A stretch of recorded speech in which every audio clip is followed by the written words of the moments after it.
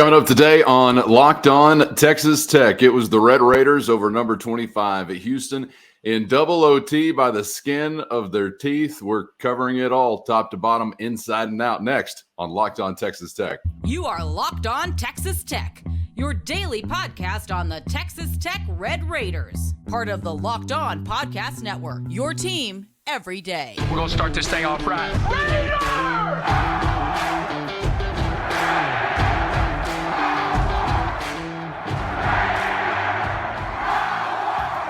Thanks for joining us today on Locked On Texas Tech. Once again, it's your team every day, part of the Locked On Podcast Network. And today's episode brought to you by Underdog. Sign up on UnderdogFantasy.com right now with the promo code Locked On. That's promo code Locked On, and get your first deposit doubled up to $100 at UnderdogFantasy.com.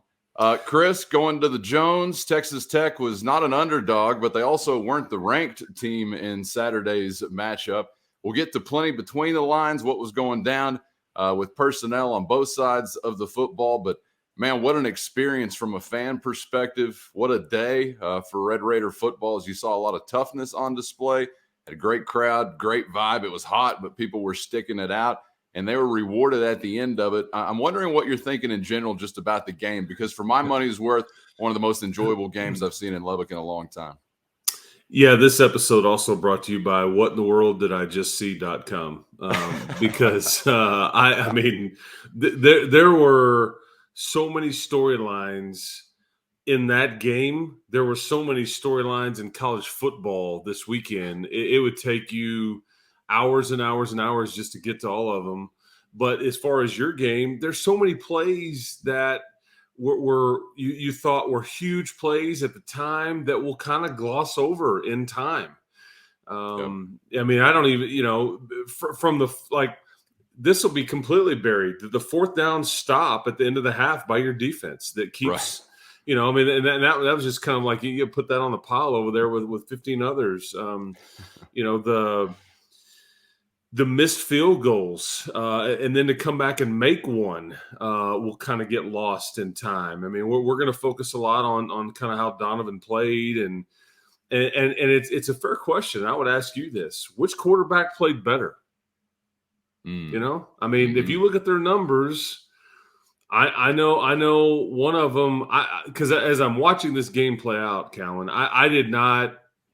It didn't register with me until after it was over that Donovan Smith attempted 58 passes. Right. That's a lot. Even in the big time air raid era, way back when, all that stuff. 58 attempts, and I know there was some extra. There was a fifth quarter, if you will, but right. That's a lot, man. And but I just think it's an interesting question worth asking. Yeah, no doubt about it. And like you're mentioning there, or alluding to there, you see a lot of things that statistically don't lead you to believe that Texas Tech would be the winning football team, I think, on some days, if you're just checking the box score. But I wonder what it speaks to that they were the winning football team. It certainly got to speak to some guts, right? Some intestinal fortitude and some of those intangibles you want in a team. I think you nailed it. I think that because that's ultimately the big takeaway here. We could talk about some good stuff. We can talk about some bad stuff. We can talk about some stuff that we are worried about. There's a whole long list of things there, but the bottom line is we can all talk about it in your 2-0. And this was a pivotal game, because if you don't figure out a way to get it done, and you almost didn't, then you run the risk of going to Raleigh, North Carolina and being a 10-point underdog or so, against a top 15-ish NC State team playing at their place on a Saturday night under the lights on national TV. And so I don't know if I was wanting to sign up for that. But the fact that you figured out a way to win one of these games instead of figuring out a way to lose it, man, I'll take 10 more just like them, man. I mean, that's what I told Donovan Smith. So we're clear, Callan. I talked to post game, and it's a melee. It's a mob scene. There's people everywhere. I got Joey right. He's coming off the field, and it was for the first time he was speechless. I ended up talking to Nehemiah Martinez, talked to Zach Kitley, and then ended up finishing up with Donovan Smith. Donovan Smith apologized I don't know, probably 4 or 5 times in the 3 or 4 minutes that I spoke with him. This was really ugly. I need to, and I say apologize. I don't know if he said like the words "I'm sorry," but I mean, he was just like, Right. "This was a really ugly win. I need to play better." Kept crediting his teammates, but at the end, he just kind of wraps it up with, "But we figured out a way to finish it." And you're right. I mean, that's. Let's just skip to the end and celebrate the win, I guess, in some ways, because there's been plenty of times where you haven't been able to do that. But he knew that it wasn't his best effort, but he made that play across the goal line at the end. So thankful he did. Yeah, I love the fact that he was the one that was securing that score after the day that he had. Happy for him, because you know that he puts in the work in a way that deserves some success. And I would say from an individual standpoint, Chris, he looked the part. It's been a while since we've seen him. And, you're kind of wondering as you get back into real fire with the top 25 opponent there. To me, he looked like a Big 12 quarterback, and one that could probably take you to some above average football if you have some other things work out. And clearly I'm saying that well aware of the mistakes that were a part of his day. But some of the plays that he made, I thought, man, that's stuff that gets you on an all conference list somewhere here or there. Yeah, and so we're clear. Do we know how much real talent is around him yet? I don't know if we ultimately do. I think I like some of the pieces. I don't think the offensive line played particularly well in this game. Please don't take me there yet, because I'm feeling good. We'll get to it. Okay. But my. Yeah, because and we'll get to that point. But I think that they're collectively figuring this out. There is no alpha or guaranteed playmaker that you've surrounded. Because, I mean, I love Taj and Sir Roderick, and I think Miles Price showed you what he can do. But consistently yet, I think we're still kind of waiting on those guys to be like, you use the term all conference types. Because both teams struggled to run the ball. And I think that kind of affected Donovan in a negative way a little bit. Now, he nets about, 80-plus yards rushing. But well, I say he gains about 86 yards rushing. He only netted about 25. I misphrased that because he was sacked 6 times, but it was a few of those runs. And that's why I think it's worth asking the question, because Tech was scared to death about Clayton Tune, and understandably so. But I thought your QB was the better runner, okay? Yep. And while he did have, some more mistakes, plural, and they were costly via the interception, I mean, his legs set you up for the game-tying field goal. His legs win you the game. So, and I don't think he had the better of the two lines in this group. Well, and Chris, think about what his voice or presence probably did in that huddle in those moments. I mean, that's as big as a lot of stuff you can describe physically, and we don't know. We're not out there, but somebody's rallying guys, somebody's leading guys, and I'm sure he played a big part in that. You saw, I'm guessing you saw the clip of that very last drive, and he runs about 27 yards and ends up on the Houston bench, and the trainer or somebody bows up and throws a blow at him and starts barking at him in his face, and you don't really see Donovan react. And I think, I think that spoke a lot about who he is, because I can't get caught up in this silliness. Like, what's going on? And apparently I guess that there was a DPS officer over there that was like, hey man, you don't, to the trainer guy, you don't have to go home, but you got to leave here. Like you gone. So it's out there for everybody to go see. Bottom line is Donovan kept his cool and all that. And I thought that's because he's just kind of even keel. He smiles. I think that's worth something. And you hope that he learns from some of these mistakes, because guess what? This next weekend in Raleigh, you can't do that and expect to win. You can't throw 3 interceptions in the second half and win. But I think there's a lot of things to feel good about, and there are a lot of things to try to fix and ask questions about. And that's, I guess, what we're here to do.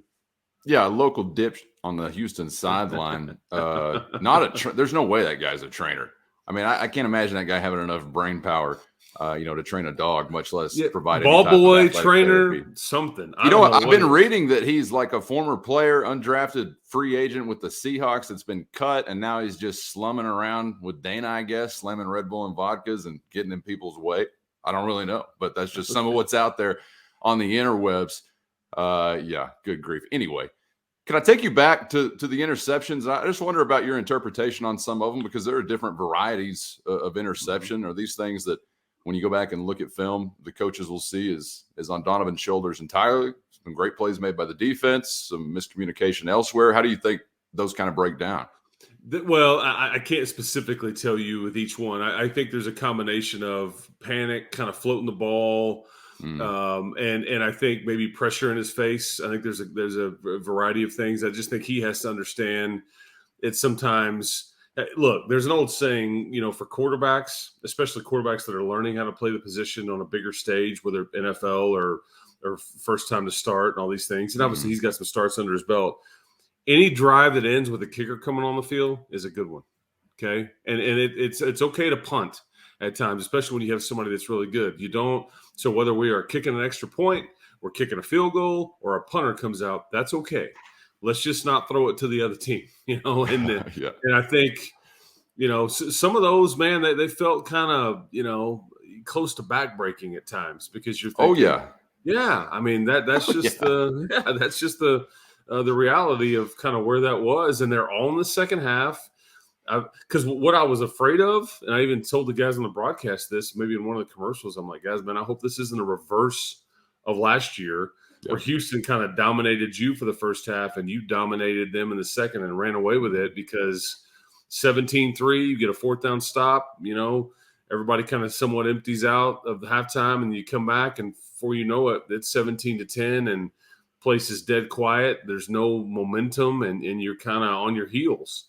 And, you ended up having to come back just to send it to overtime. But a lot of those turnovers felt like they were just adding another log on the old momentum fire over there for Dana and Houston.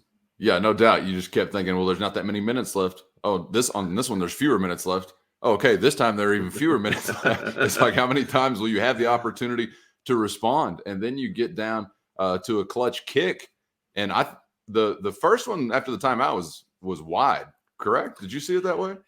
Yes, it was wide right. That what we saw. It's hard for me to see it down there where I'm at. My guys upstairs saw the same thing, and I even think the referees looked at each other like, "Okay, that would have been no good." I think Joey actually said in the postgame press conference that he thought it had gone in.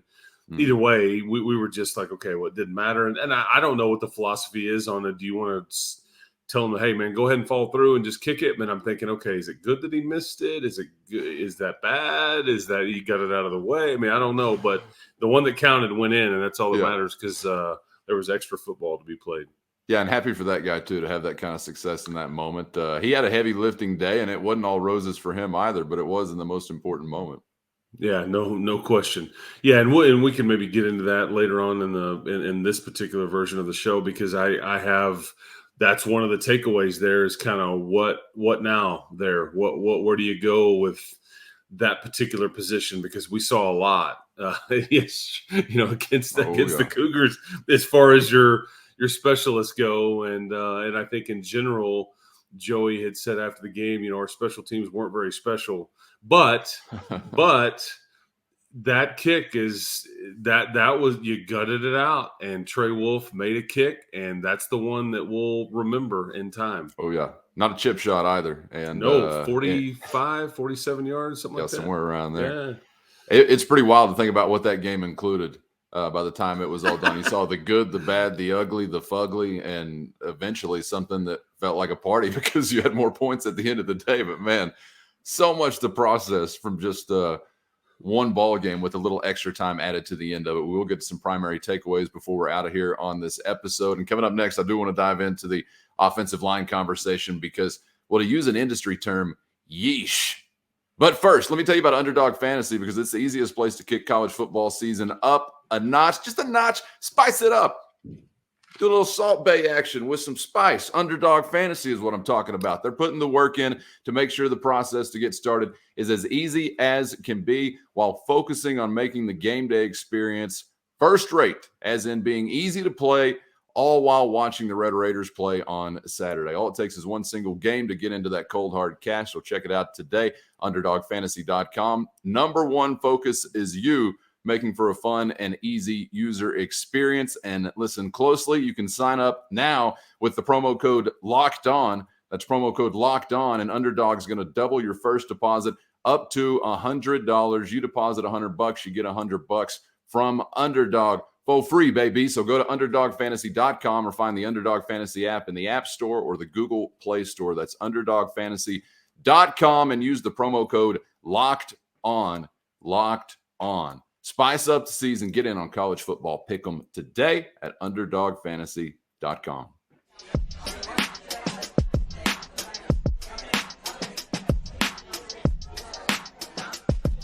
You got it locked on. Texas Tech is the name. Crushing Skullets is the game.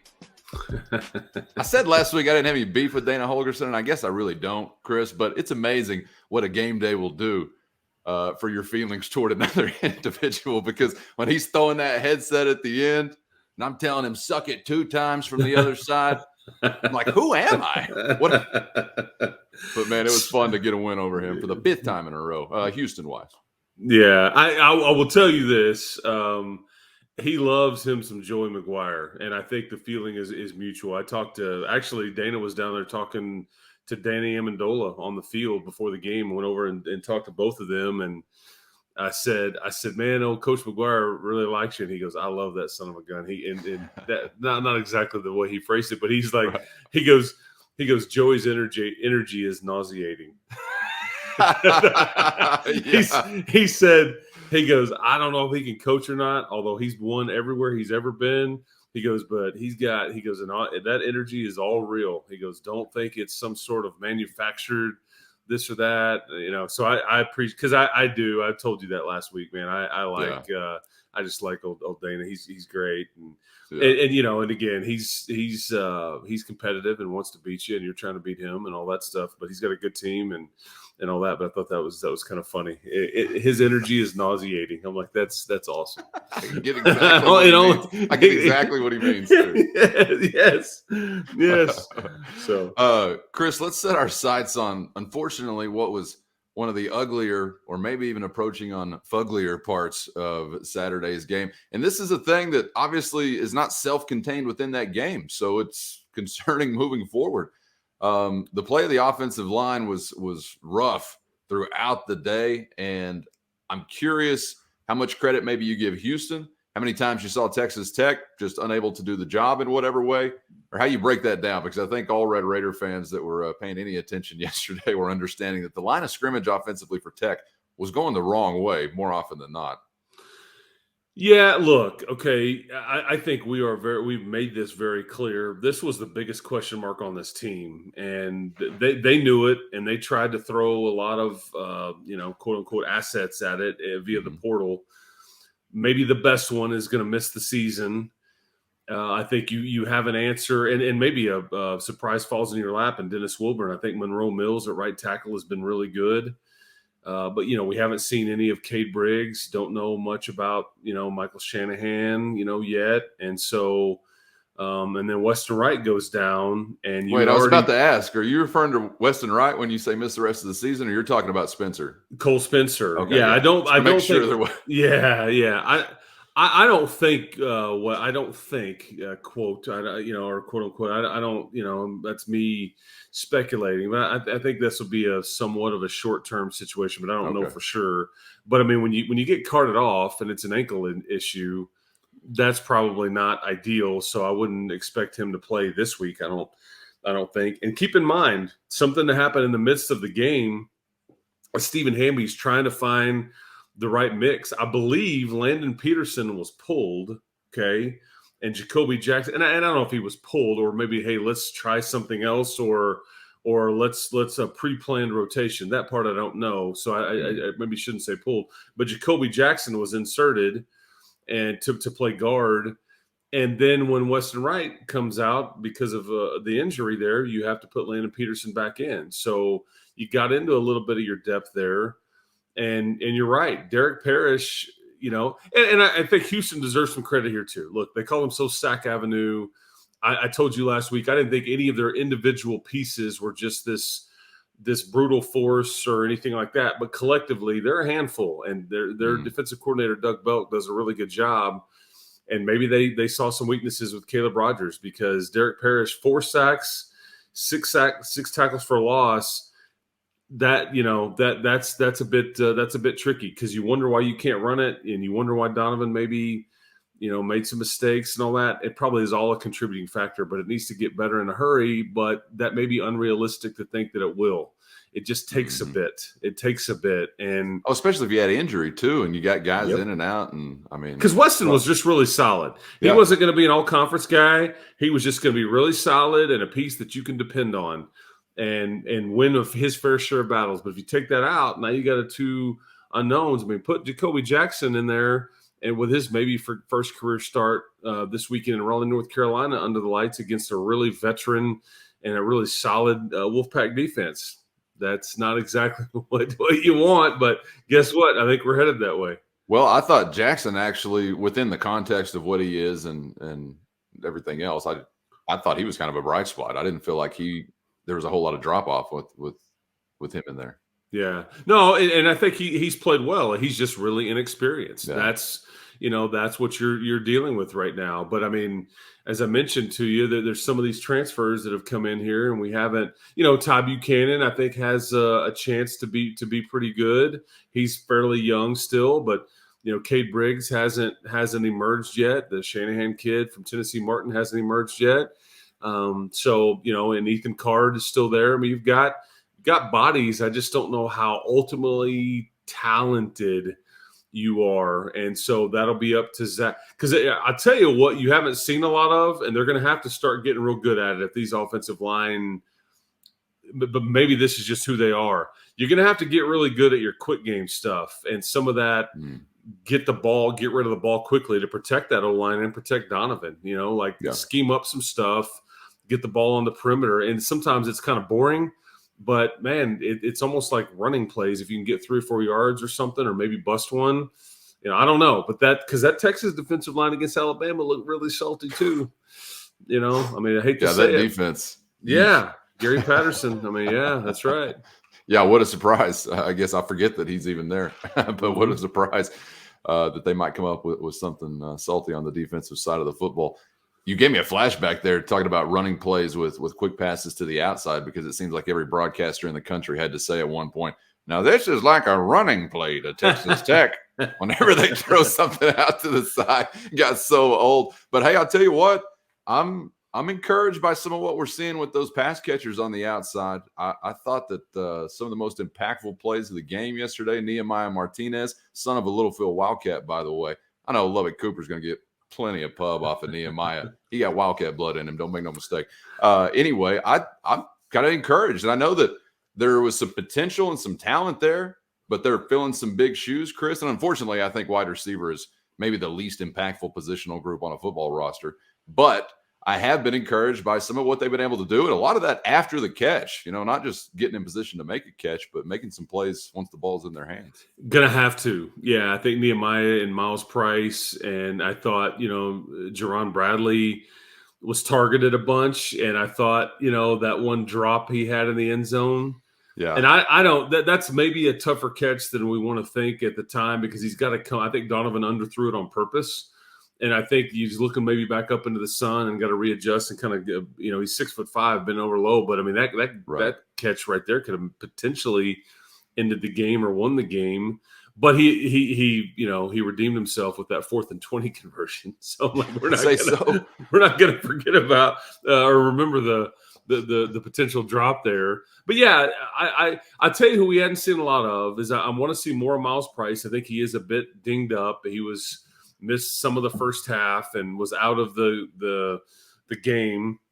But I think you see what he's capable of when he's in there. He was stretching, and I think it was a lower back issue and all that. But we just hadn't seen a lot of the tight ends yet.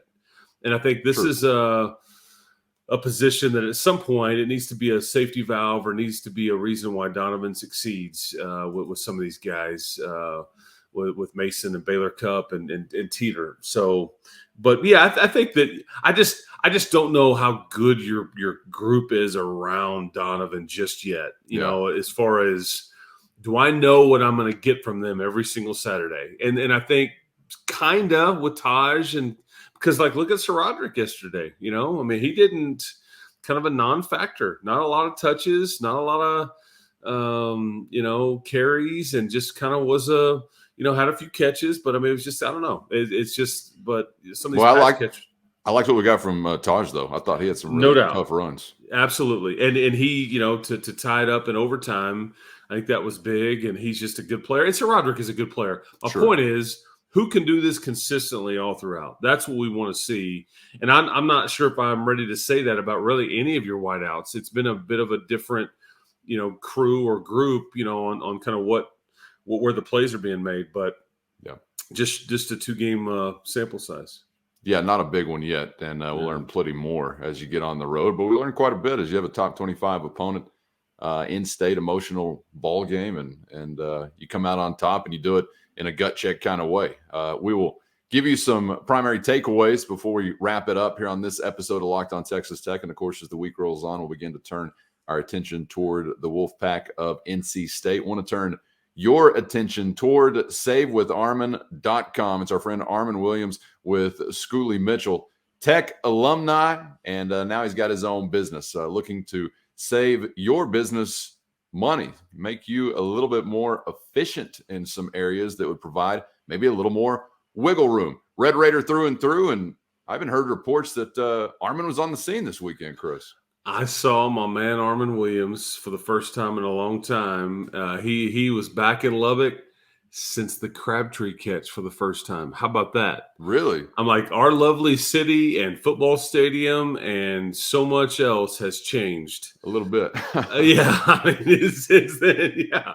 So he was pumped. He came in late at the end of last week, and anyway, he spent several days in Lubbock, but saw him before the game, and he was on the field after the game, joining the melee that was. So, SaveWithArmin.com. He's a Red Raider man. He wants to take care of other Red Raiders. If you own a business out there and you want to try to save a little money, and again, there's no catch. It doesn't cost you anything. Just let him do the work.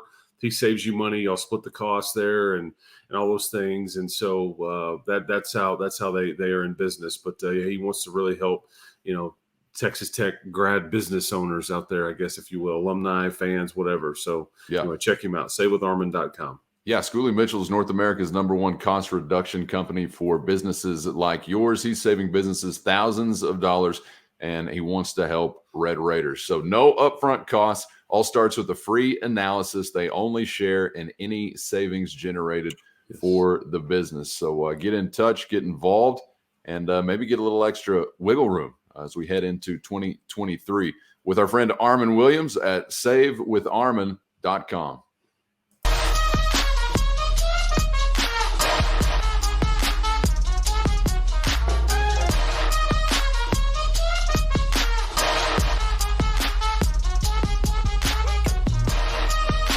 Glad to have you along for the ride on Locked On Texas Tech, your team every day as part of the Locked On Podcast Network with Chris Level. I'm Casey Cowan. Red Raiders winners 33-30 over the 25th ranked Houston Cougars. And for as ugly as anything could have been within that win that you might feel like you have to complain about, Chris, before we get to some of our takeaways from that ball game, I'm thinking about some other complaints that might be out there in the college football world within this new week. I don't know, maybe in Bryan College Station zip codes. It could have been a hell of a lot worse, right? And we saw that. Lincoln, Nebraska. Lincoln, Nebraska. Yeah. Ooh, what a wild day, man. Yeah, how about Henry Columbia getting it done in South Bend, man? Rudy, Henry Columbia wasn't offsides. I don't know if they carried him off the field there or anything like that, but wow. Yeah, the Sun Belt. Shout out to the Sun Belt. I mean, it was just the whole weekend was kind of a train wreck. I mean, which is what makes it fun because nobody saw some of this stuff coming. Hey, man, we'll pay you 7 figures to come in here, and we need a home game and all that.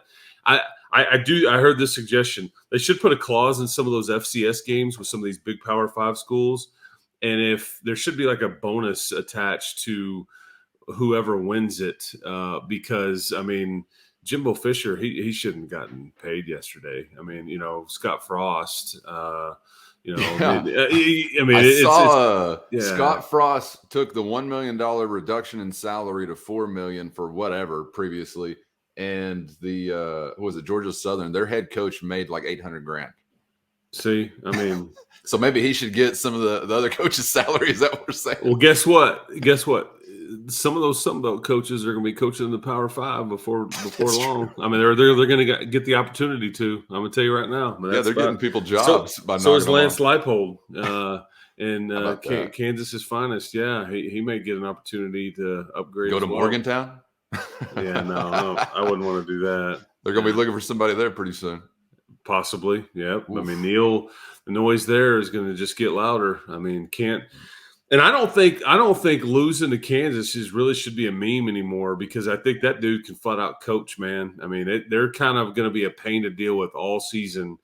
I mean, but we'll see. We'll see what it looks like. But their quarterback stays healthy, and we saw what Baylor, struggled up in Provo, I guess it was. So I mean, it's just wild conference, wild weekend. But that's why we love it, man. Yeah, a lot of fun, and that's why we hate preseason rankings. They're ridiculous. Yeah, that's right. That's the one thing still I got mucho beef with this playoff system, and I don't know if you'll ever get away from it in the world of college football, but just the fact that still rankings are involved in general, just oof. But preseason rankings, a whole nother variety of asininity. So we saw that on display once again. And shout out to Jimbo Fisher, off by one game. Just one game. I think it's a win, maybe one less win or one more win. From Kevin Sumlin through the first 50 games of their 10 years in College Station. Yep, nailed it. Yeah. Terrific work, Aggies. You're doing a great job, as you have for 20 years, 30 years. 10 or 11 million a year. Good grief. And all guaranteed for 7 or 8 more years? What a slick devil, Jimbo. You dog, Jimbo. You dog. Unfortunately, no dogs on the field, just a bunch of meow. Shout out to Coastal Carolina.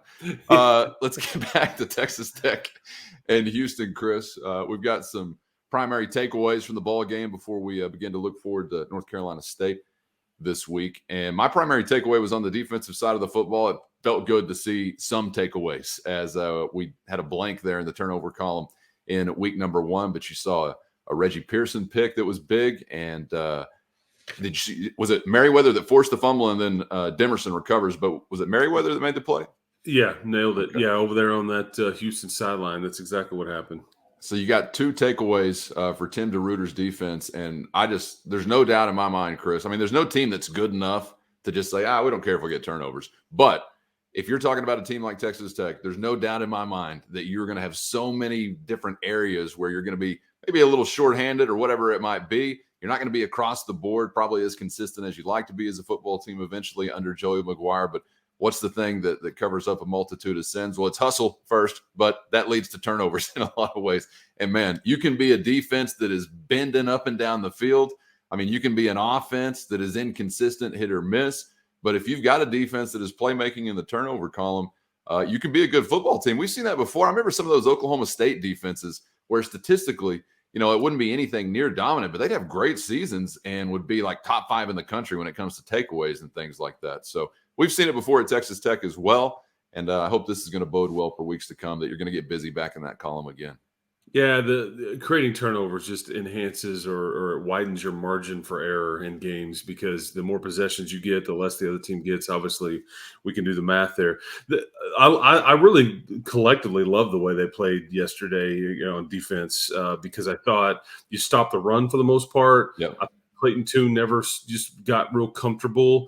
The main takeaway I have that's an issue that I would complain about or be frustrated with is just the deep shot to beginning of the third quarter. I mean, that's the one play kind of changed the whole tone of the game. And all of a sudden you look up and Houston's right back in the game, and now we got a game again. And so you just got to be better on those play action deep shots. But I thought defensively, I thought you played pretty well. I'd like for you to be winning a few more matchups up front, and maybe, if you look at the tackles for loss and the sack, numbers for Houston compared to you, it's a bit lopsided, not in your favor. I thought there were some holding calls and things like that Houston was called for, so that negates your ability to make some of those plays. But I'm pretty excited about this group on defense, and I don't feel like we had kind of a question mark about linebacker coming into the year, and I don't really feel like I've seen some sort of we got a problem. Yeah. And teams are going to score, and they're going to generate yardage and all that. Everybody's just too good that you're going to end up playing here. But I kind of like that group on that side of the ball for sure. Yeah, I think, like in Merriweather, you knew what you had, and you just wondered around them, you're going to have some depth kind of fill out. And we still don't really know, but I agree. I think there's some potential there, and that we've seen them make good on some of that potential, at least early on. And yeah, you alluded to that third quarter chunk play, man, 63 yards, I think. But to their credit, there was not another one the rest of the game that went over 20. I think they had 2 over 15. So for whatever it was worth, you did kind of clamp down all of the chunk plays seemingly prior to that in the first half. Then you have that big hitter there to begin the second half, but clamped a little bit. And yeah, stopping the run, man, is going to always be good for any football team if you're able to really kind of take that out of the equation. And I thought for the most part that Texas Tech did. And of course, that's encouraging about that defensive line specifically as well, right? What they're able to do at the line of scrimmage. Yeah, and I think NC State's running game, and we'll talk about that as we go along this week, is very similar to Houston's. They don't have some spectacular back, but they do have a quarterback that will hurt you there. But yeah, so I felt through 2 games, I feel pretty good about what that side of the ball is doing. And Coach DeRuiter, I think he's done a good job so far. Yep. So what was getting your attention walking away? I know you mentioned earlier in the show things standing out with the kicking game, but yeah. Well, let's just, I walk away from the stadium, and you're just the main takeaway is that holy cow, you figured out a way to win. You were on the doorstep. It's 4th and 20, or at the end of regulation, and you're thinking, okay, this just isn't going to go well. This is going to be a tough week around here. I mean, all the things, and right. You're riding a roller coaster. But once you get past that, because to me, that's the main takeaway. You figured out a way. Doesn't matter how. It's just 2-0 is 2-0, and winning is better than losing. The end. But I for some reason, I kind of felt like I walked away, from the stadium feeling kind of worried and really concerned about the kicking situation. And then as I've thought about it and looked back on it, if I should, okay, because both kids missed a kick. Well, they were 45 yards. This is no gimme, okay? Sure. And I think you also have one that made a 25-yarder, and then he made, I believe, a 47-yarder to send it to overtime. So he was 2 of 3. We're talking about Trey Wolf. So I guess I maybe don't want to – I want to maybe pour some water on any kind of fire there with the kicking, situation here, because I just don't know if, I think some people are concerned, and I get it. I think when Wolf missed that first kick, he kind of mishit it, and it sounded bad when I was down there. It sounded like it in something, because I saw Kenny Perry walk up to him and go, "What happened?" And I didn't hear the explanation. But I guess my point is, I feel like Wolf, you can kind of tell, has maybe got a little more trust in the coaches, just because, hey man, you had to pick one of them to go out there and tie the game up, and he was the one that was sent out there, and he made it. So I think we take what we've got now and we go from here, as Trey Wolf is kind of your clutch guy, or the guy that you trust a little bit more. But I'm just not going to worry about that position just yet, just because each guy's missed a 45-yard field goal. I just don't. I agree. Yeah. So. Yeah, I mean that's no gimme. Certainly on the college level. Not at all. Not a chip shot. Yeah. And of course, whenever you're talking about the ability in a similar range to come back and redeem yourself, not only from 47, but the fact that it's in the circumstances it was to keep the game going, just wipe it off the books, in my opinion. The first miss, good grief, comes back and does the same thing and does it in a tougher moment. So obviously he's capable of that kind of thing. The biggest of moments, yes. Yeah. And we're going to be back in them again, because I do feel like, as I've said before on the show, if you've got a team that's maybe able to rely more consistently upon what your defense is doing than the offense, then you're probably going to be in some winning positions, I guess, in the third and fourth quarters. If you can make the plays, whatever, I think you're going to be in some 7-10 point games, 1-score games, late in ball games for the most part.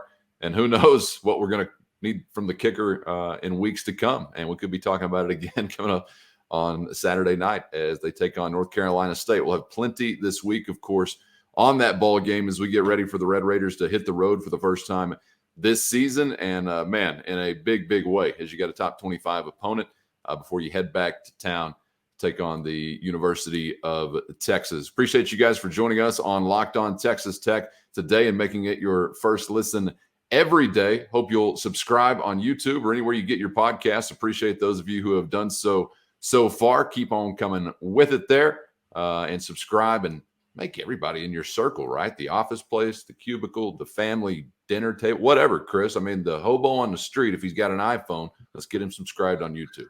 Absolutely, man. Well, enjoyed it. This was a lot of fun, and it could have been not a lot of fun, but guess Indeed. what? This one was indeed fun. So guns up, keep hope alive, people.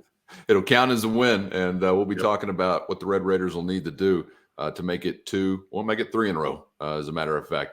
Silly me, I forget the FCS matchup this weekend in North Carolina. All right, coming up, be sure to make Locked On Big 12 your second listen, as our guy Josh Neighbors is taking you around the conference with experts on the ground all over Big 12 country. That is Locked On Big 12, part of the Locked On Podcast Network. For the only Chris Level, I'm Casey Cowan. Have a great one. We'll see you tomorrow on Locked On Texas Tech.